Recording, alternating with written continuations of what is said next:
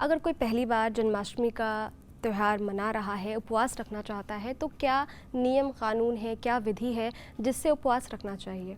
देखिए, भगवान श्री कृष्ण के उपवास के विषय में तो देखिए ऐसा है कि जो पुराणों में, जो शास्त्रों में लिखित है, वो तो ये है कि उपवास में कुछ भी ग्रहण नहीं करना चाहिए।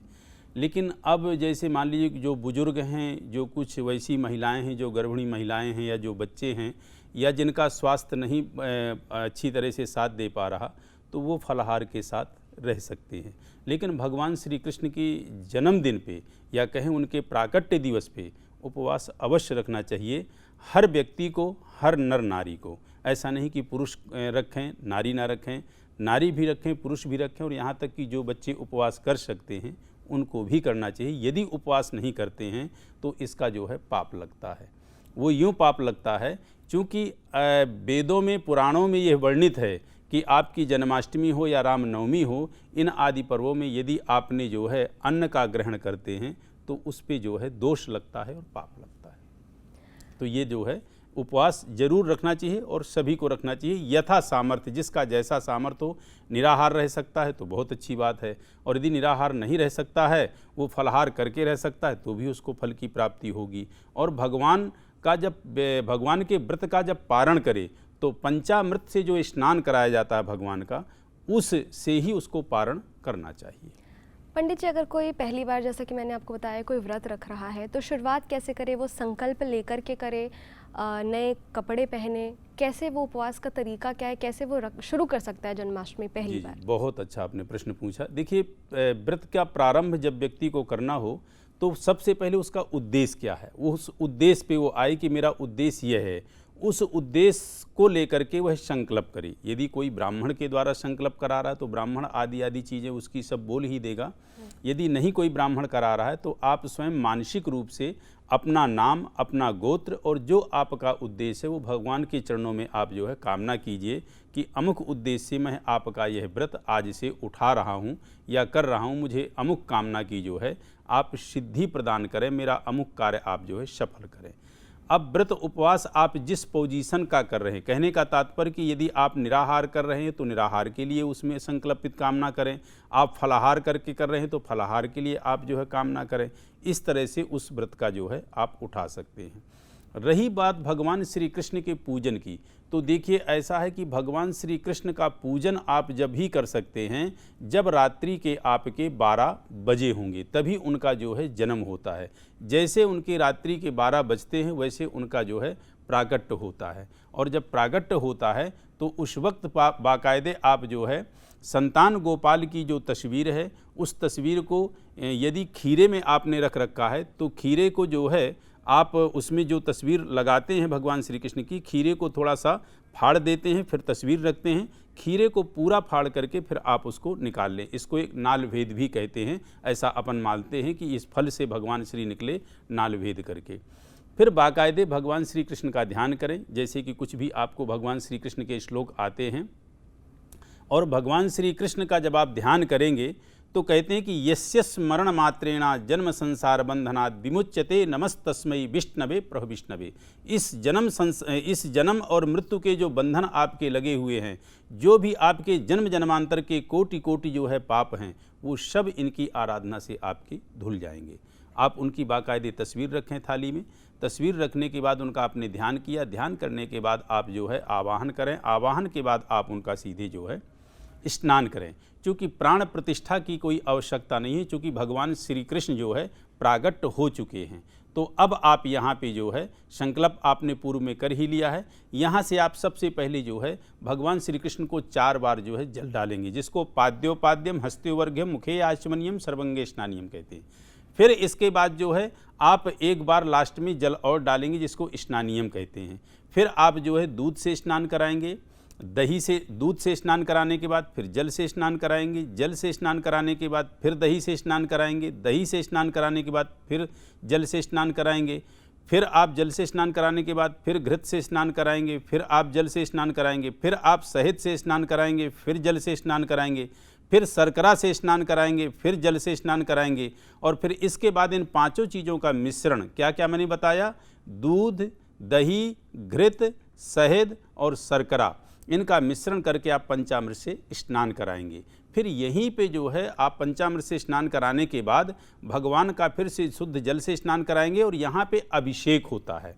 अभिषेक किससे होता है? अभिषेक जो होता है वो दूध से होता है, गो दुग्ध से। और कुछ लोग अभिषेक इसको जो कुछ लोग क्या प्रायः इसी जो है पुरुष सूक्त से करते हैं। और पुरुष सूक्त के मैं 2-4 आपको मंत्र बोलते हुए बता रहा हूँ, चूँकि इतना लंबा समय नहीं है कि पूरा पुरुष सूक्त बोल के बता सकूँ। तो वो पुरुष सूक्त के वेद मंत्र ये हैं, हरे ओम मा सहस्रा से रेखा पुरुखा सहस्राक्षा सहस्रापाता शभूमिगो सर्वात स्पृतवात्यतिष्ठद्दशांगुलम पुरुख एवेदग्गो सर्वं जद्भूतं यच्च भाव्यम् उतामृतत्वस्येषानोज्जदन्नेनातिरोहति एतावानस्य महिमा तो ज्यायांश्च पुरुखः पादोऽस्य विश्वा भूतानि त्रिपादस्यामृतं देवी त्रिपादोर्ध्व उदयत् पुरुखः पादोऽस्येहा भावत् पुनः ततोऽभ्युक्वं व्यकरा मत्सासना नासाने अभि ततो विराडजायत विराजो अधिपुरुषः सजातो अध्यर्च्यत पश्चात भूमि मतो पुरः। इस तरह से 16 मंत्रों के द्वारा भगवान श्री कृष्ण का आप जो है अभिषेक करेंगे, महाभिषेक करेंगे। और इसी प्रकार पंचामृत से भी महाभिषेक किया जाता है। फिर आप बाकायदे उनको जो है स्नान कराएंगे, स्नान करा के फिर उनकी जो है वस्त्र जो है उनको धारण कराएंगे। वस्त्र धारण कराने के बाद जो है उनके जो है यज्ञोपवीत आप पहनाएंगे। यज्ञोपवीत के बाद जो है आप उनको जो है बाकायदे उनके जो आभूषण हैं वो सारे आभूषण पहनाएंगे। जैसे मुकुट है, जैसे आप उनको जो है माला है, उनके जो है कंगने हैं, उनकी करधनियाँ हैं, उनके पैजेबे पैर के पैजेबे हैं, ये आदि चीज़ें आप उनको जो है पहनाएंगे। पहनाने के बाद फिर आप उनका जो है तिलक आदि करेंगे चंदन से, अष्टगंध आदि से। और फिर इसके बाद आप उनको जो है माला पहनाएंगे। माला पहनाने के बाद फिर आप जो है उनको यहाँ से बहुत बढ़िया से जो है, जैसे 2-3 प्रकार के अबीर हैं, गुलाल हैं, आदि आदि से, कुमकुम आदि से उनका जो है आप चंदन जो है तिलक आदि करेंगे। तिलक आदि करने के बाद जो है फिर आप उनको जो है इत्र जो है इत्र लगाएंगे। इत्र लगाने के बाद आप जो है धूप दीप आदि करेंगे। फिर नंबर आता है कि आप उनको नैवेद्य लगाएंगे। तो नैवेद्य में जो है माखन मिश्री का भोग और पंजीरी का भोग बनता है। तो उस नैवेद्य में माखन मिश्री और पंजीरी का आप भोग लगाएंगे। पंजीरी का भोग आदि लगाने के बाद जो है आप आचमन कराएंगे। आचमन कराने के बाद आप जो है फल का भोग लगाएंगे, ऋतु फल में जो भी आपने फल जो है ला रखे हैं। इसके साथ साथ आप जब फल लगा देंगे, फल लगाने के बाद जो है आप आचमन मतलब फल आप चढ़ा देंगे। फल अर्पित करने के बाद आचमन कराएंगे। फिर से एक बार आचमन आप जब जो है उनको माखन मिश्री पंजीरी आदि का भोग लगाते हैं तब आचमन कराएंगे। उसमें 4 बार आचमन होता है, जिसको जो है 4 बार आप जल घुमा करके सामने छोड़ेंगे। और जब फल आप अर्पित करेंगे तो सिर्फ 1 बार आप जल अर्पित करेंगे, क्योंकि खाने में पानी की मात्रा ज़्यादा होती है लेकिन फल खाने के बाद पानी की मात्रा कम होती है। इसके बाद फिर आप जो है उनको मुखवासार्थे शपलतांबुल पुंगी फलम, फिर आप पान जो है बना हुआ लौंग इलायची सुपारी आदि आप उनको पान अर्पित करेंगे मुख की शुद्धि के लिए। फिर इसके बाद आप जो है दक्षिणा, जो भी आपकी श्रद्धा है, जैसे आप कहते हैं ना कि दक्षिणा जो पैसा आप चढ़ाते हैं वो अत्यधिक करके आपको जो है प्राप्त होता है। इसके बाद फिर जो है दक्षिणा चढ़ाने के बाद फिर जो है उनकी आरती होती है। तो ये सब मैं बता गया, लेकिन इस सब का एक अपना बड़ा विशेष महत्व है।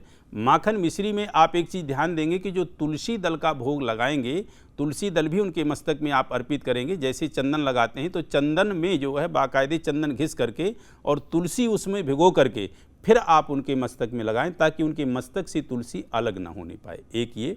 दूसरा, जब आप भोग लगाएं तो भोग से पहले पंजीरी में हो या आपकी माखन मिश्री में हो या मक्खन आदि का जिसका भी आप भोग लगा रहे हैं, उसमें आपकी पहले से तुलसी दल ना पड़ी हो। क्योंकि यदि पहले से तुलसी दल डालते हैं तो एक तरह से वो तुलसी को भोग पहले लग जाता है। तो जब भगवान श्री कृष्ण के समक्ष आप प्रसाद को ले जाएं तभी भोग लगाएं। अब इसमें अलग अलग महत्व है, एक एक चीज़ का आपको बताएं कि जो हम प्रसाद लगाते हैं, जो चीज़ हम चढ़ाते हैं, उसका अपना एक विशेष महत्व है।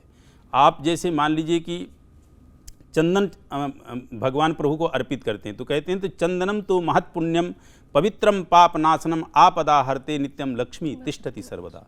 तो चंदन हमारे जो है पाप को नष्ट करता है, लक्ष्मी को हमें प्रदान करता है, और आपदा हरते नित्यम, नित्य यदि किसी भी प्रकार की हमारे जीवन में आपदा आती है तो उसको नष्ट करता है। आपने जो धूप को मैंने बताया कि धूप लगाएंगे, तो धूप का मतलब होता है कि जो सुगंधित धूप जो धुएं के साथ जो है पूरी तरह से जो है सुगंधित करती है, तो उसका तात्पर्य होता है कि जहाँ हम प्रभु के अंग प्रत्यंगों में अपना हाथ नहीं जो है पहुँचा पाए हैं, वहाँ ये धूप के द्वारा जा कर के उनके अंग प्रत्यंगों में सुगंधित पोजीशन जो है प्रदान करती है। इत्र का मतलब होता है कि जैसे हम इत्र भगवान को चढ़ाते हैं तो इत्र से जो खुशबू निकलती है वो खुशबू ऊपर की तरफ जो है बढ़ती है। उसी प्रकार हम अपने अच्छे कर्मों से इसी प्रकार जो है खुशबू की भांति जो है ऊंचाई को जो है प्राप्त करते रहें। जो आप जो है उनको पुष्प चढ़ाते हैं तो पुष्प का मतलब होता है कि मालत्या सुगंधिनी मालत्यादीन वै प्रभो मया हृतानि पुष्पाणि पूजार्थम प्रतिगृहीताम। जैसे आप फूल माला चढ़ाते हैं, एक से दूसरा, दूसरा से तीसरा फूल जब होता है तो उसकी एक माला बन जाती है। उसी प्रकार हे प्रभु, मैं फूल की भांति ही इस संसार में खिला रहूं और अपने अच्छे कर्मों से पुष्प की भांति सुगंधित रहूं, और अपने अच्छे कर्मों से इसी प्रकार अच्छी जो है एक कर्मों की माला बनाऊं, जैसे कि एक पुष्प से दूसरा, दूसरे से तीसरा, तीसरे से चौथा जब जुड़ता है तो एक माला बन जाती है। पुष्प इसलिए चढ़ाते हैं। इसके बाद जो आप जो है दीप को जो है दिखाते हैं, दीप हमारे कर्म का साक्षी होता है। कहते हैं कि दीपज ज्योति परब्रह्मा दीपज ज्योतिर्जनार्दना दीपो हर तुम्हें पापम प्रातः दीपो नमस्ते शुभम करो तो कल्याणम आरोग्यम सुख संपदा मम बुद्धि प्रकाशंचा सायं दीपो नमस्ते। तो हर तरह से मेरी बुद्धि को प्रकाशित करे। और दीप एक कर्म का साक्षी के साथ साथ जैसे दीप जो है अंधकार को नष्ट कर देता है, हे प्रभु उसी प्रकार मेरी भी किसी प्रकार के जीवन में कोई बुद्धि जहाँ काम नहीं कर रही हो, किसी भी प्रकार का मेरे जीवन में अंधकार आ रहा हो, तो मेरे उस अंधकार को नष्ट करके मेरे ज्ञान को प्रकाशित करना। क्योंकि कहते हैं कि जाको प्रभु दुख दारुण दीना ताकि मति पहले हर लीना।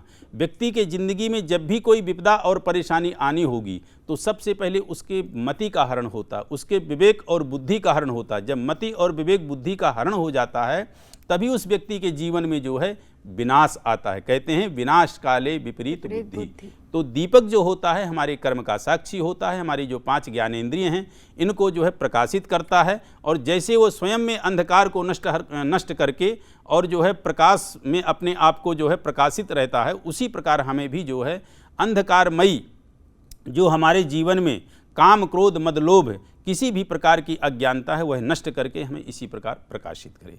इसके साथ साथ जो आप सबसे मेन चीज़ जो आप प्रसाद चढ़ाते हो, तो प्रसादो देव प्रसन्ना नाम, प्रसादो देव प्रसन्ना नाम और प्रसादो सर्व दुखना। जो प्रसाद के चढ़ाने से देव प्रसन्न होता है और प्रसाद के चढ़ाने से हमारे हर प्रकार के जीवन के जो दुख हैं, जो कष्ट हैं, वो नष्ट होते हैं।